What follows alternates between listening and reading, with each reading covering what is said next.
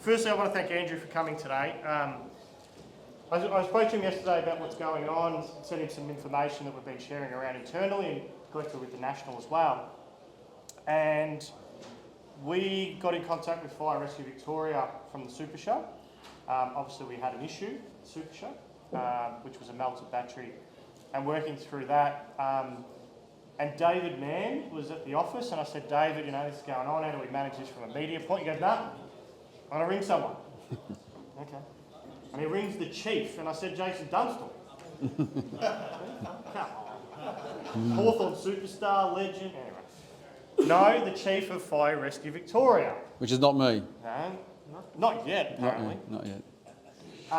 So we got in contact with Fire Rescue Victoria to help us through that situation, and then we had a couple of board meetings, talked about what happened, and as I said earlier today, now collectively around the country we're working together on what we do and how we educate, particularly at the moment, to identify what's going on, but then what systems we put in place to mitigate the risk. Because as I said a couple of weeks ago, and I said after February, we're pretty lucky because there's $1 billion building it was in, which was connected to another $1 billion building.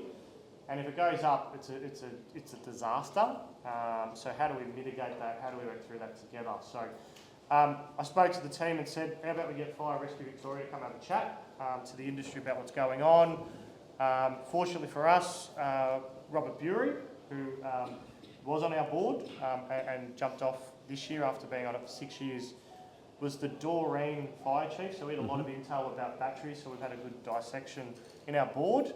And he goes, you need to get someone to talk about it. Yeah. So we've now got this wonderful gentleman in Andrew to come and present today about what's going on, what to do and not to do. I think we've all seen probably some of the videos and stuff like that. Yep. And it's how you manage it is really critical and how you work through it. So there's a couple of seats up the front, guys, as well and around.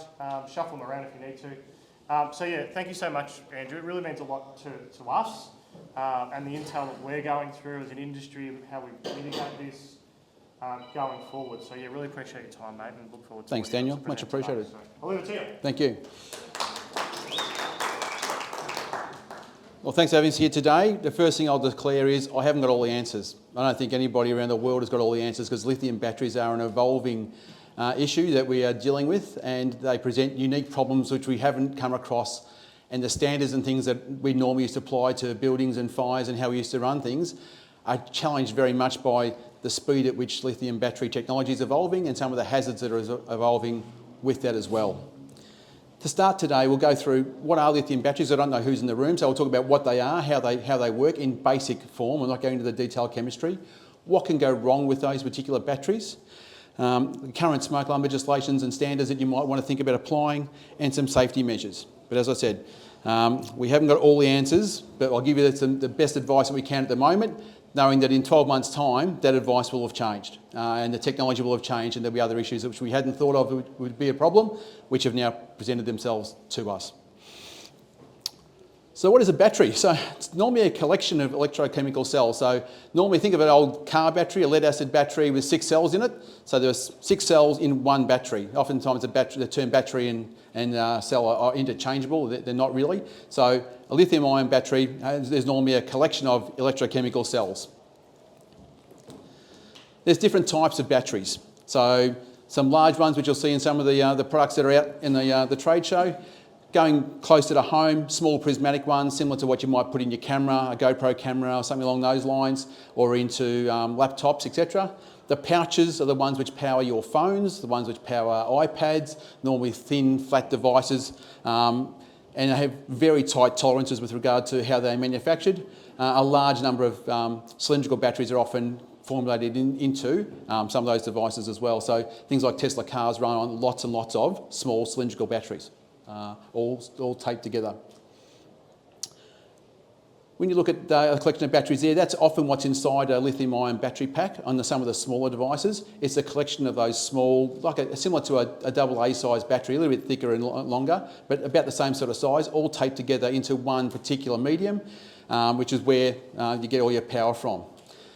All that's required to go wrong is one of those cells needs to fail, and then it heats up all the cells around that. So keep that picture in your mind as we go through and talk about a thing called thermal runaway in a few moments' time. Inside a battery, there's an anode and a cathode, and essentially the lithium ions go from one side to the next as it's charged and discharged and then recharged again. So it just forces the lithium metal to go back between the two different plates there. So I won't get into the chemistry because there's lots of different chemistries in there inside the batteries. They all have advantages and disadvantages. If you talk to the salesman, theirs is always the best. Would that be fair to the people in the room there? We're brand agnostic. We don't care which brand you purchase. One thing I will say is when you purchase batteries, don't just ask about the cost, don't just ask about the output, ask about how many failures and things they might have had, make sure it complies with the most strict standards. And as I said before, the standards are often lagging behind where we are at the moment because they haven't had a chance to catch up. Standards are normally brought into place because we've got an issue that we know about, and to address the issue, they build a standard around it and say, don't do things that particular way, do it like this in future. So there's always a bit of a gap there. At the speed at which lithium's increasing, it's hard to keep pace with what standards you might need. There's an enormous amount of research going on around the world to make the best batteries possible, with the highest amount of output, with the least amount of failures and things. So they're getting better and better. One thing we found is across the world, electric cars have almost no issues with batteries failing. The reason for that is the people who make the electric cars want their cars to be reliable. They want to give the best product to the customer because if they break down and catch fire all the time, they won't be able to sell their cars. So they put a lot of time and effort into making sure the batteries in those cars are stable and pretty well bulletproof. Nothing is perfect. There's always be failures, but they want to keep that to a minimum. But because of that, some of the batteries in cars can cost quite a lot of money. So spending a lot of money doesn't always guarantee you getting the very best product, but it certainly is. It's more effective at getting a better product than buying the cheapest version. The causes of lithium battery failures, and there are many. So in some environmental factors, excessive heat and or excessive cold. The batteries are a bit like Goldilocks' porridge. It needs to be just right to have the batteries give their maximum output. So trying to make sure that the batteries are in that operating window is important. So if it's too cold, we don't want the battery to be used. If it's too hot, the battery shouldn't be used. And battery management systems certainly help maintain that. They detect when the batteries are outside that window and stop it from being charged or discharged. So it's important that they have a battery management system on the larger batteries. Exposure to chemicals, so acids, alkalis, or even things including water can damage the batteries. The most common failure points we see are the mechanical ones, where the device has been dropped, or it's been crushed, and where we see them being crushed often is when people have a faulty battery and they don't want to take it to a recycling depot because it's challenging and hard. They dispose of it in the recycling or the general rubbish from their home. It goes into the garbage compactor, it gets crushed up with all the other stuff, and if something is sharp in there, it'll damage that particular battery and will have a fire resulting in the garbage truck. Or worse still, it'll go into landfill and be run over by a bulldozer and catch fire in the landfill tip. And we have a landfill tip fire, all quite challenging. Shock and vibration, obviously one that's key to your industry. You're putting these batteries into vehicles which are going to be going over roads on long distances. So shock and vibration are an important consideration whenever you're actually putting those batteries into there. Impact, as we said, and penetration when things go through the casing and into the battery. You know, obviously any battery is going to be damaged badly when it's impacted or penetrated. But the difference is if I penetrate my AA Energizer battery from home, some of the contents will leak out. That's not a big deal. If I do the same thing to a rechargeable lithium battery, you can have a very different effect. As the batteries age, maintenance is important. There used to be a particular problem called dendrite growth, which was a growth of the lithium metal in a thing like a stalactite in a cave. They would go from one side of the battery to the other one. Once it got across there, it would be a dead short. It would short it out, and you'd have that extreme release of energy quite quickly inside the battery. So that's been a problem, which they're getting better at managing now. How many cycles the battery's been through? All things have an end of life. So once the battery gets to its end of life, it's important to actually take it out and replace it. Overcharging is a huge concern, and we don't normally see that in your industry, but we do see it in things like e-bikes, where people plug them in and charge them up overnight for a long time. If they don't have a battery management system on them and the battery keeps getting force charged, eventually it can fail. And when it fails, and I'll show you some pictures in a moment, when it fails, it's a very bad outcome because it happens quite quickly. Over discharging them, if you let them go completely flat, that's not good either. Again, who's ever pulled their remote control batteries out of the TV and one of them's been in there a bit too long and it's all corroded and it's an annoyance of an issue. When these things start to fail, you get other different chemicals leak out from those batteries when they've been over discharged, and the chemicals that come out of there aren't always great. Electrical short circuits, imbalance in the materials, there's other issues. Certainly in New York, where they have a large population and a lot of e-bikes going around delivering meals and things, the e-bike batteries are being repaired by people who you wouldn't think were authorised repairers. There's someone who's watched a YouTube video potentially and knows a bit about how to solder some things, and they whack some stuff together and replace individual cells with different types that are often incompatible, and they have had some significant fires. So bad welds, loose parts, people who fiddle with these batteries who are unqualified and don't know what they're doing, introducing a significant risk to themselves and to the people who actually use that particular battery. So electrical misalignments, spurs, contamination, improper separators, tight, and there's some very tight tolerances in some of those batteries. I only buy the original equipment manufacturer batteries for the devices that I use. If I have a battery that needs to go into my Apple phone, I will get the battery from Apple or the one that Apple use. I won't go onto eBay and buy one that's half the price. It may work just fine. It might be no problems at all. But I know that the phones that Apple put out, they make sure they have those tolerances right, and we have less risk, not zero risk, but less risk with those sorts of batteries. So only the OEM batteries are the ones that I would recommend. Major hazards of battery fires. Okay, there's a couple. Thermal runaway is the one that you've probably seen all the YouTube videos on, where the things just explode and burst into flames, and we'll talk about those in a moment. Happens with little or zero prior warning. So that's important to note. You don't always get a lot of knowledge that this is about to go bad, and it goes bad quickly, very quickly. The chemical hazards, when these gases are released, they are not good gases. And we'll cover some of those. You don't need to know what they are or how they actually affect you, but any fire, essentially, any chemical reaction, it's likely to produce Chanel number 5 as a byproduct of that particular fire. You need to get out of the way of the smoke and toxins. They are particularly bad for you, both acutely and chronically.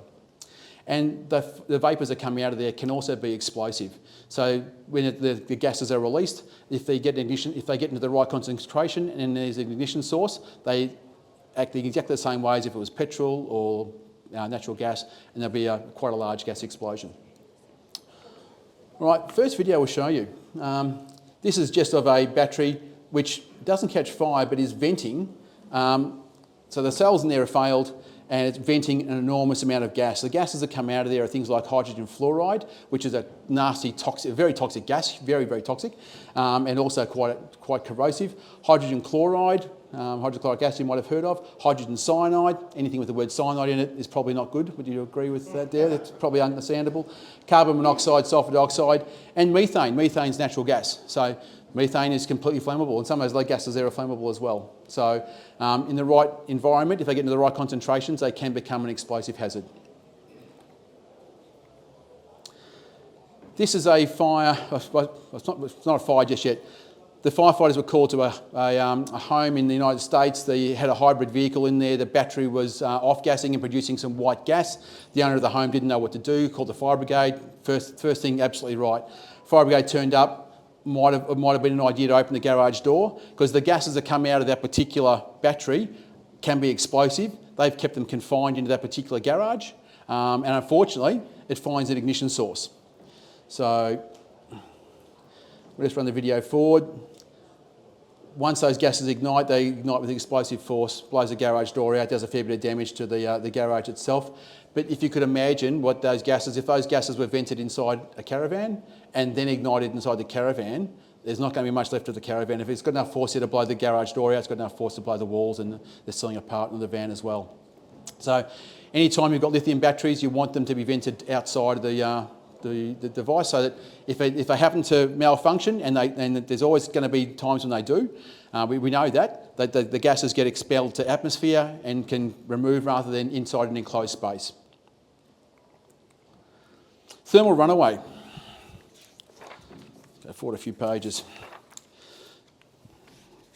So essentially, this is when one of the cells in the battery starts to fail and produces heat. That extra heat allows it to generate more of a reaction, that generates more heat, and it starts to run away. It becomes a cascading effect. So once one of those cells starts to fail, it's pretty hard to pull it up, if at all. It's probably going to go to its natural conclusion and catch fire. Then if you remember back to that battery pack where there might have been 20 or 30 little individual cells, that heats up the cell alongside that. They then go into thermal runaway, and it just keeps cascading through the battery. Really, really hard to pull that sort of a reaction up. So once the thermal runaway is identified, very difficult to control. The severity of thermal runaway is influenced by the state of charge of the battery. If the battery's flat, then it's not really a huge problem. If the battery's 100% fully charged, it's got a lot of energy and it's going to run its course. Even when you drop the battery into water, the cell that's in thermal runaway is likely going to keep going until it's dissipated all of its energy. It's got enough in there that it can go past the water without too much of a problem. But the water may well stop other cells around it from heating up to the point where they then start to go into that runaway. So the state of charge is important. And oftentimes what we will do, if we have a battery which has gone into thermal runaway, we will just let it go and let it burn itself out. It's the easiest option to make sure that the battery is completely dissipated and that reaction has gone to its natural conclusion, so it's in a safe state. The problem we have is some of the batteries that have been expelled by the explosions, you don't actually know whether they've had that, they're going to keep going with that thermal runaway or whether they're not, and it can take some hours or days to be confident of that particular outcome. Thermal runaway when charging the battery is probably the most dangerous because they generally fail at about 100% state of charge, so got lots of energy inside there. We've pushed lots of energy in and then they fail, so you've got lots of energy to be expelled and returned back to its normal state. The lithium battery chargers on larger vehicles have overload protection, so the battery management system is really important. It's important you explain this to the people who are buying your caravans, how important that sort of a system is, and that they don't tamper with any of these particular devices. Caravan is notorious, from my understanding of reading a forum and understanding that they can just go out and grab the new super duper battery charger that charges in a quarter of the time, and they can whack that on, and because someone did it and it worked out well for them in the short term. It mightn't work out well for them long term. My advice would be that you put signage on all of your appliances to make sure that when people open it up, there's a sign there saying "Do not tamper with this." It can be a horrendous outcome. Only authorised people should actually replace batteries and fiddle with wiring and things on vehicles containing lithium batteries. I'm not so fussed about the lead acid ones. If it fails, well, it's an inconvenience, but it's not going to be probably life-ending for someone. In this case, it might be. It's the cheaper transportation vehicles, which are the ones which we often see failures in, and it's often with regard to using incorrect power supplies. So kids who buy the e-scooters and the e-bikes, they can often find a charger which will fit and run that. Sometimes the battery management system is in the charger itself, but you might find a charger for another device which hasn't got a battery management system in there, and that can still plug in and charge up the device. So if they use that, you run the risk of overcharging. This is a video of a e-bike, just happens to be inside a person's home. So we'll run this video. So it's just being charged. It goes pop quite quickly. It's in the doorway. If that's the only way in and out of that particular room, you are going to get burnt unless you can get out a window or somewhere else. There's no way you can get past that. And you had no prior warning. Smoke alarms don't work for this. They do if it's in a separate part of the home, but if that's your bedroom and that's the door into the bedroom that's caught fire in, you're going to have to get outside a window because you won't get past that without getting horrible burns. And by the time the smoke alarm would go off, it's already well alight and your exit is blocked. So smoke alarms used to be really good for slow smouldering fires that would build up, and you wouldn't wake up to an inferno. So there's some work to do in changing smoke alarm regulations with regard to how that works. Run this forward. How many people would get into a lift when someone walked in with an e-bike? After seeing that video, I'd hope you wouldn't. I would never do that. I've got some videos of people who are, and I won't show them, who have been in a lift when someone's walked in with an e-bike, the door's closed, and that's happened inside the lift. So most of the time, it's a very rare occurrence, but I tend to bump into the people who have those rare occurrences on a daily basis. So no one ever thinks it's going to happen to them, but it certainly can happen. So think about that. With regard to e-bikes and things, if you're fitting a van up, try and make sure that there's a power point on the outside that people can charge their e-bikes and stuff, because if it's not theirs, it might be the kids who come along on holidays with them. So they can charge the bike on the outside, therefore that hazard, if it goes wrong, it's on the outside of the van. And it makes it a whole lot safer for everybody.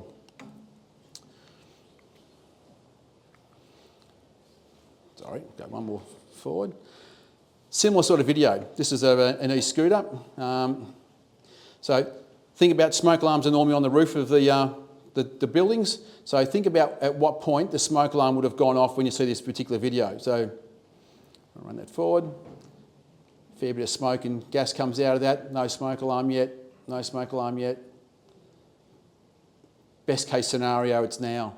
That's the best case scenario. It starts to beep as it's burst into flames. Have a look at how quickly the whole room starts to fill with that smoke, and it's, as we've said, the chemicals in it aren't great.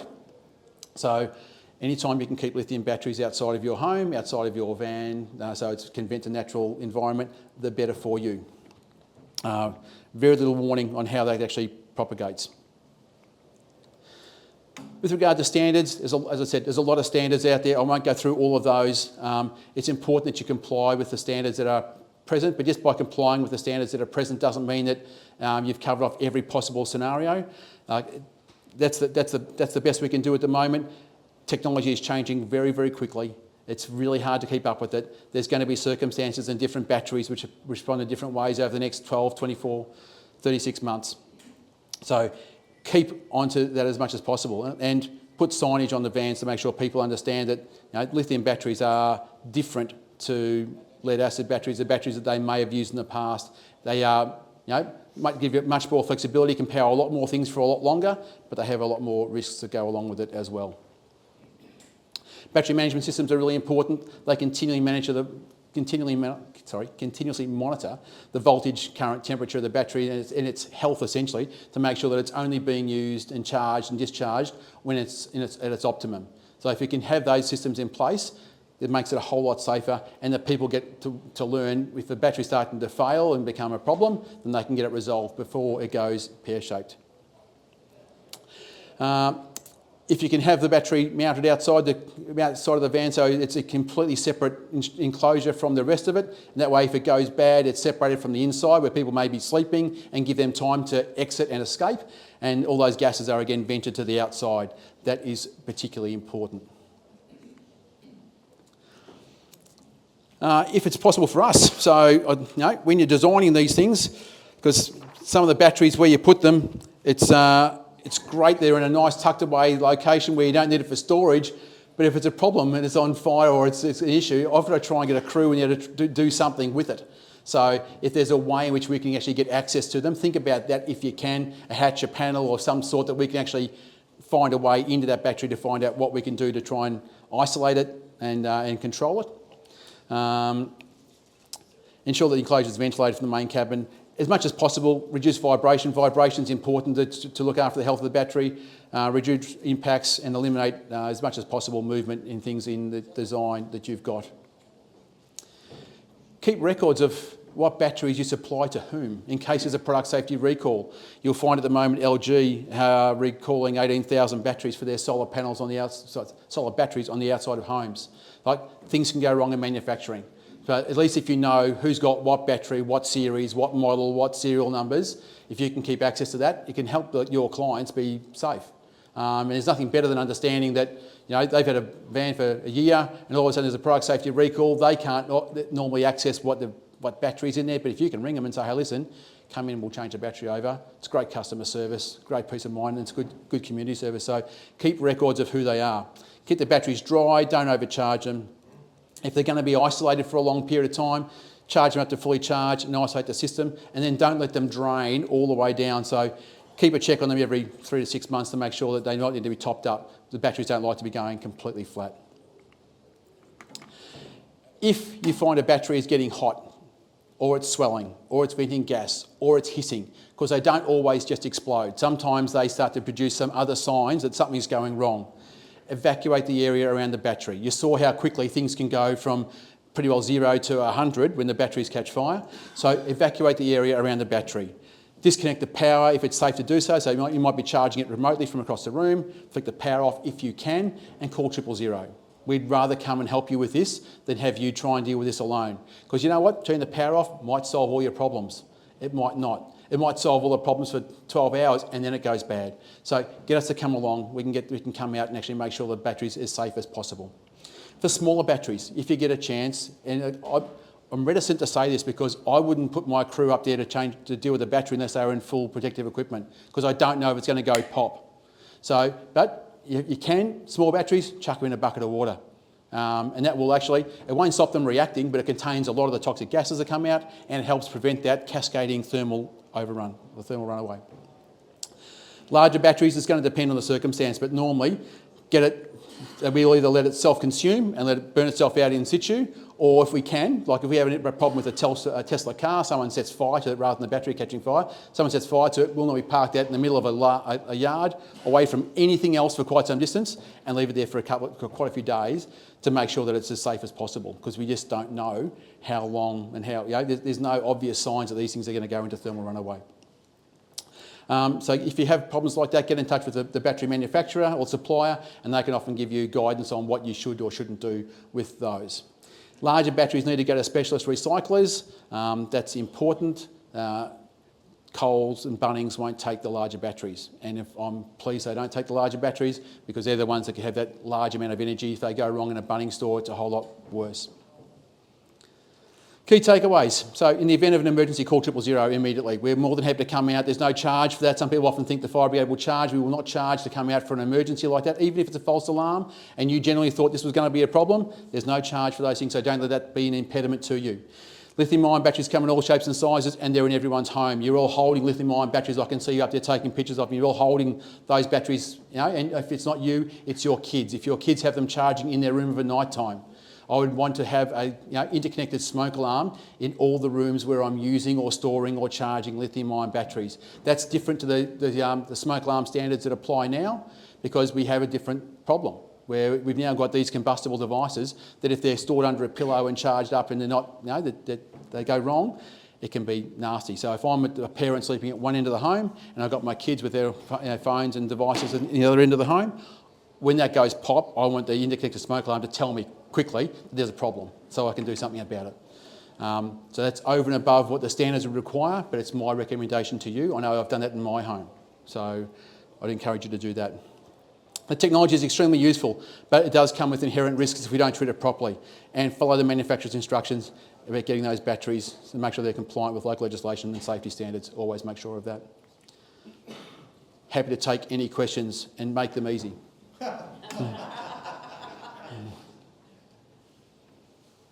No questions, Daniel? Oh, there's always one. Fire away. Obviously, we supply to the industry.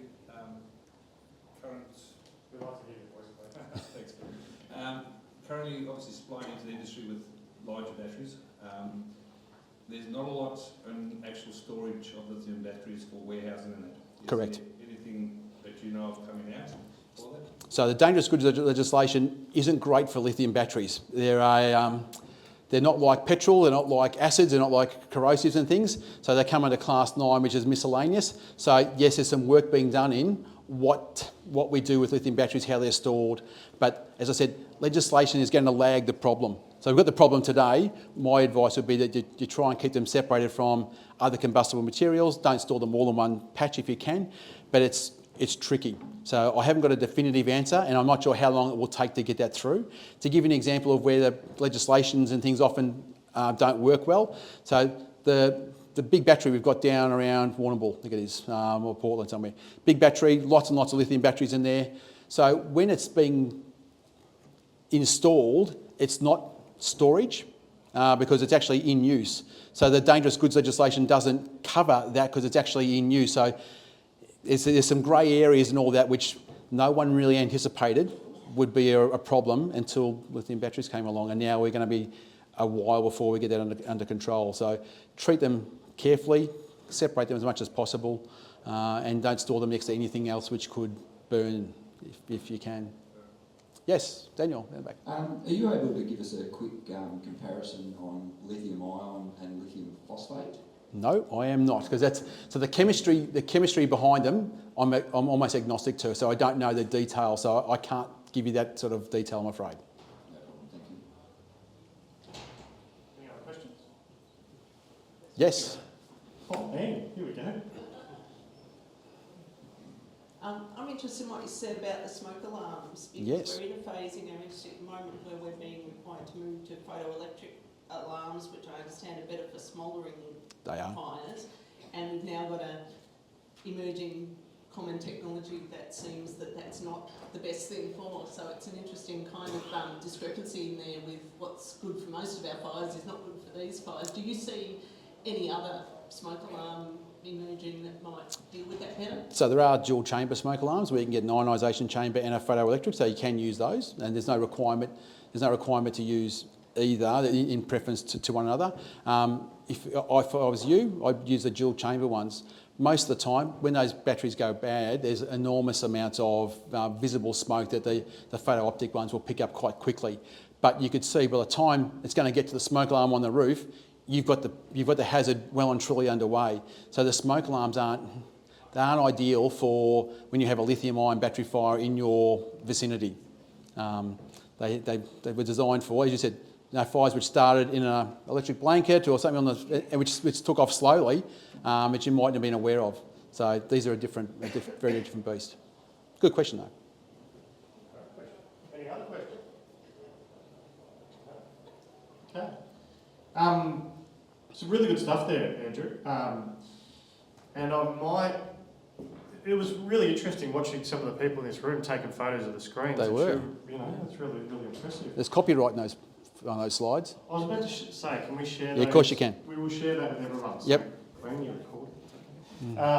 But there was a couple of interesting points, and one thing that Andrew and I spoke about the other day, or yesterday, was when we went through the regulation change and led this on our behalf, and Bill was there, and we worked with all the other states as well. We know how hard and challenging this was to where do we put batteries. Yeah. And we know that the industry was probably pushing back against it. But I think we learnt in February, because the installation was done right. I think by the videos and by the intel today, it also shows why it's important to have it vented externally. Yep. It's the toxins in the gases that also do damage to the people that we really want to protect. I'm just taking up your presentation. Go for your life. But some of the precautionary, when Andrew said this to me yesterday, I was I took it on, but then I thought, well, what can we do? Now, reduce the vibration, well, it's good in a caravan, isn't it, when you're going off-road? But how do you manage that? How can you do it differently? How can you look at where you put them, how you do it? The ventilation we talked about, the warning labels. Now, I know we don't want to put more warning labels or more stickers on stuff, but it's how do we teach the consumer to do it the right way? Care and maintenance, this one.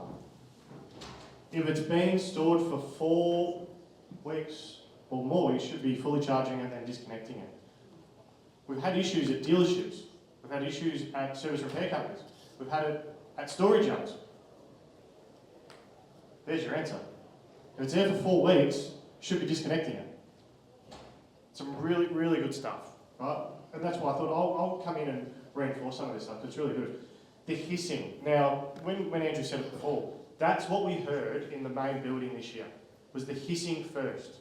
Now, we thought, was it a customer screaming, one of the kids on a bunk or something like that? No, it was the battery. Now, the smoke went everywhere, which caused the worry, but evacuating, we'll see what happens, get out of the way, trying to isolate it. Probably shouldn't tell Andrew what they did, but they pulled it out and stuck it outside in an open area, and we did get it into a bucket as well. Now, it's still unstable for a while. That was the other comment that Andrew made, is you have to leave it for a couple of days. It's still unstable. So it's how you manage these things at the same time. So I just wanted to touch on those points because I thought they were fantastic for us as an industry to help mitigate it. We'll continue to work through it. Obviously the standards slide, making sure they're standards. I probably won't buy off eBay anymore, probably is probably a good option. I don't. I used to for the NiCad batteries and things for my drills and stuff, but because if they failed, no big deal. But lithium-ion batteries, I won't do that. So Only the OEM stuff. That's the education we can put across. is these are the standards, this is why you don't do this, and that's what we will do and start to do with the consumers. So that will probably be my key takeaways. Bill? Daniel, you're talking about the 4 weeks disconnection and everything else. So that there's a customer, do we tell the customer disconnected? Oh, you can hear, mate, I've not that. I know you're loud, Bill, but I think it's rude, Bill, and I think... You say disconnect, so we tell them to say, all right, if you're going to have your caravan sitting in storage more than 4 weeks, you're going to disconnect your battery? Just isolate it, really. Don't have to unplug it, just isolate it. So it's not just being drained and drained and drained and drained. Because it's a great point, right? Because there was another comment that Andrew made that you need to get the right people to touch it. So how do we educate that consumer to do the right thing? Because they're going to play with it, they're going to try and touch it, they're going to try and do stuff. Because the intel we've got is the ones that are going and being modified, being, aftermarket, all that sort of stuff. So it's a really good point, Bill. Great point. So I can just say, Bill, on that, talk to the manufacturer of whoever's supplying your devices. There might be some specifics they give you about their device on how to manage that aspect. That's just a principle, not a golden rule. If that makes sense. But it's a great point for consumers. Yeah. Great point. Anything else? It's all solved, Jet. We're good to go. Job done. How do you turn it off? It gets on fire. You don't. If it's on fire, it's going to run itself. The fire's going to put itself out essentially. All you can do, if you can put it into some water, that can stop the cells next door to it, the one that's on fire, then catching fire themselves. But otherwise, it's probably just going to run itself to its complete end of its reaction. So our boxes, though we have heat-proof boxes and everything else, do they have some sort of sheeting that it won't burn through or penetrate through if it's in a box or something? That I can't answer. There's going to be all different sorts of boxes and stuff that are out there. Different manufacturers have different standards that they build to. So that's something I discussed with my supplier as to what their containment system looks like and how strong and robust that is. Because some of them mightn't be as robust as others. I might be bought off eBay. Might have bought it off eBay. I'm sure that's not the case here. Bill? Yeah, thanks. For my sins, I work with Standards Australia and listening in on the battery standard storage committee at the moment.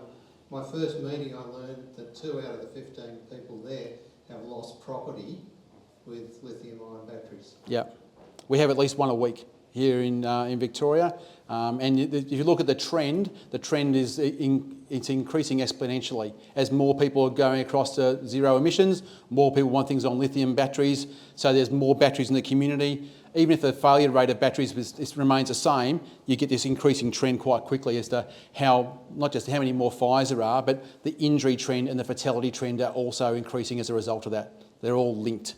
So the more issues there are, the more injuries, the more, unfortunately, fatalities that will go along with it. Yep. How hot does the lithium battery fire burn? That I don't know off the top of my head. It'd be probably closer to 1,000 degrees. It's very, very, very hot. But a definitive number I can't give you. Anything else? I'm looking at Billy here. I reckon he's got more questions. I think there's obviously a lot of work for us to do yet, and work through it. As I said, meeting next week, but I think more education consumer needs to be had, which we're up for, and we'll continue to talk about that. Obviously, there's summer coming up, and a few other key aspects. We can start to talk about some of these topics as well. So, if there's nothing else, because I know Andrew does have to. I have to disappear. Go. Obviously, thank you so much, mate, for your time. Thank you. I got a lot out of it, so I hope you guys did too as well. And we'll share the presentation and everything. So thank you so much. Thanks, Alan. It's fair to say you've been the best group I've had all day.